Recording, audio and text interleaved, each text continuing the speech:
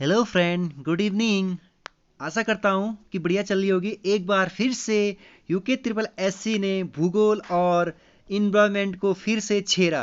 और जैसा कि आयोग ने पूछा साइंस एनसीईआरटी, बट नहीं दोस्तों, पर्यावरण और आपका सबसे ज़्यादा पर्यावरण और भूगोल के सवाल पूछे जा रहे हैं। कोई बात नहीं, आज देखते हैं 19 जुलाई का सेकंड शिफ्ट का पेपर। इससे पहले वाली वीडियो में मैंने आप लोगों को पहली शिफ्ट की वीडियो बना डाली कि उसमें किस तरीके से प्रश्न पूछे गए हैं और कल किस तरीके से प्रश्न, और देखते हैं आज दूसरी शिफ्ट में कैसे प्रश्न और 20 आगे के आने वाले शिफ्टों में किस तरीके से पेपर आने वाले हैं और किस तरीके से पेपर बन रहे हैं, उस पर भी डिस्कस करेंगे। तो आइए शुरू करते हैं आज का दूसरी शिफ्ट की पहला प्रश्न, जो मुझे मेमोरी बेस दोस्तों लोगों से मित्रों ने मुझे एसएमएस करके बताया। तो पहला प्रश्न पूछा था आपका, एनजीटी का गठन मतलब नेशनल ग्रीन ट्रिब्यूनल का गठन कब हुआ? 28 अक्टूबर 2010 में आपका एनजीटी का गठन हुआ था। दूसरा प्रश्न पूछा गया था, प्रतिरोध का मात्रक क्या? प्रतिरोध का मात्रक ओम। ठीक है मित्रों। तीसरा प्रश्न पूछा गया था आपका, इकोलॉजी के पिता कौन? है हम्बोल्ट। ठीक है, इकोलॉजी का पिता कौन? हम्बोल्ट।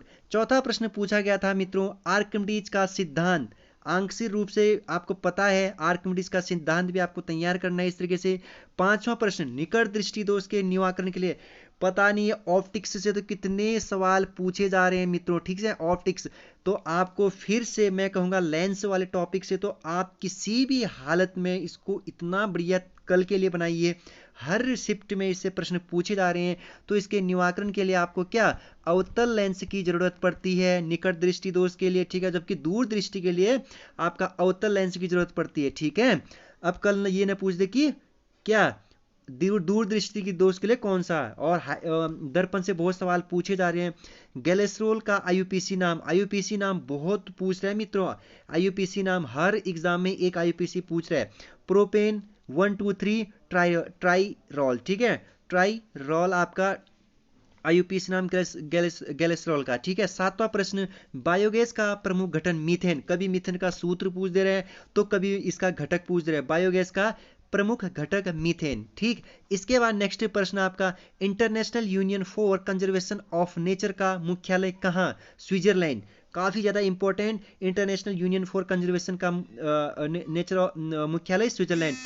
ये आपके जितने भी मुख्यालय हैं सभी को सभी याद करने मुख्यालय, खासकर इन्वायरमेंट से जितने भी मुख्यालय हुए हैं। ठीक है, नेक्स्ट देखो, अंतरराष्ट्रीय सौर गठबंधन का मुख्यालय गुरुग्राम हरियाणा।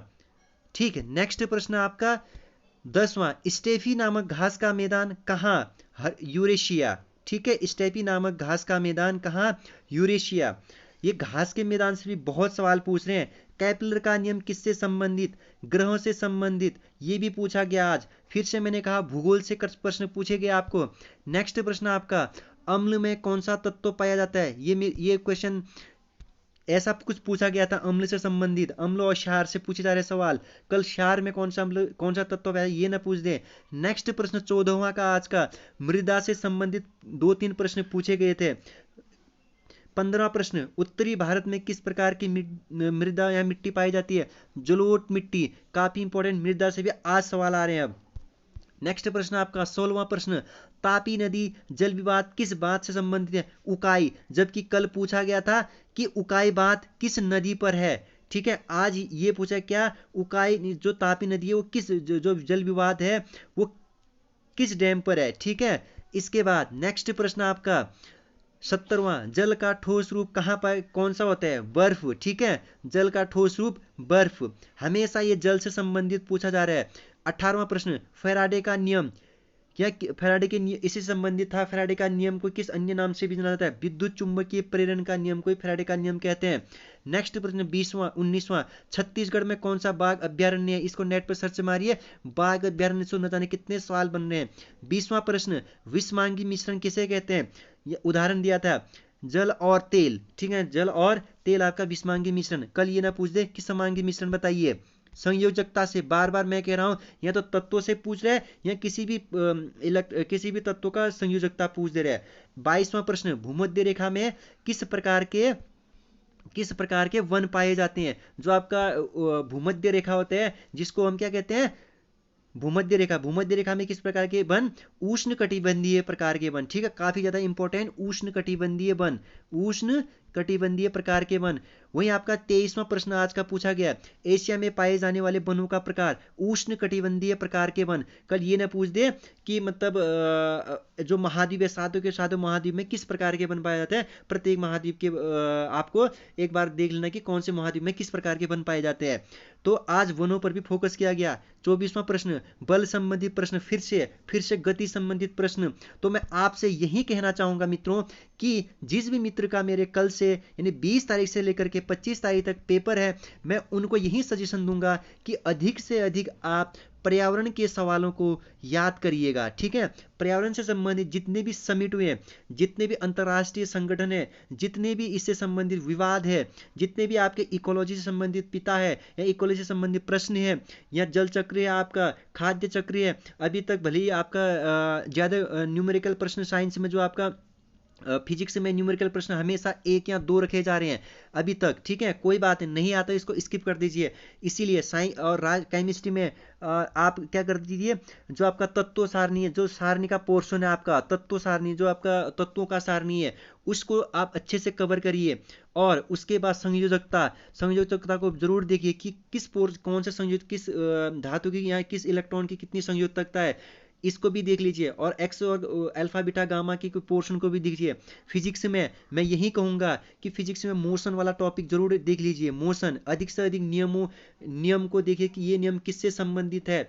और या इसके बाद आपका जो भूगोल का पोर्शन है, काफी ज्यादा भूगोल के पोर्शन को रखा जा रहा है। भूगोल के प्रश्न अब वनों से संबंधित हो भी, आप भूगोल से जो पहले पहले जो मूल टॉपिक है, जैसे आपका वायुमंडल से संबंधित, मृदा से संबंधित, वन से संबंधित, और इसके बाद अभ्यारण्य से संबंधित, पार्क से संबंधित, कहीं ना कहीं आपका ये इकोलॉजी से संबंधित है, इसलिए भूगोल इसके साथ रिलेट हो रहा है। इसको भी आप जरूर कवर करिए। ठीक है मित्रों, और इसके बाद आपका ज्यादा तो कुछ जितना भी हो, आपका फिर से क्या कर रहा है, आपका पर्यावरण को ही फोकस कर रहा है। तो मैं फिर से यही कहूंगा कि आप चैनल को सब्सक्राइब और शेयर करिए।